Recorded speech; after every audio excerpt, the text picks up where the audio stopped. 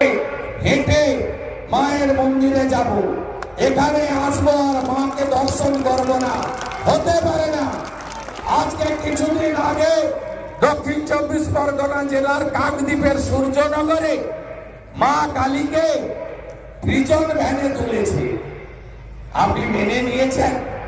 আগের দিন জিহাদিরা মা কালীর মাথা ভাঙলো, হিন্দুরা প্রতিবাদ করলো। কোটেশ্বর রাওর নেতৃত্বে, যিনি বাঁকুড়ার এসপি ছিলেন, বাঁকুড়া, পুরুলিয়া, আসানসোলে লালার নেতৃত্বে, বিনয় মিশ্রের নেতৃত্বে যে কয়লা সিন্ডিকেট চলেছে, লুট চলেছে, তার অন্যতম বেনিফিশিয়ারির নাম হলো আইপিএস কোটেশ্বর রাও। তিনি শুধু তাই নয়, শুধু নিজেদের অস্তিত্ব রক্ষার জন্য নয়, নিজেদের ভালোর জন্য। আজকে 15 বছরের রাজত্বে আপনারা কি পেয়েছেন হিসাব করার সময় এসেছে। 20টা বিজেপি শাসিত রাজ্যে মানুষ কি পাচ্ছে?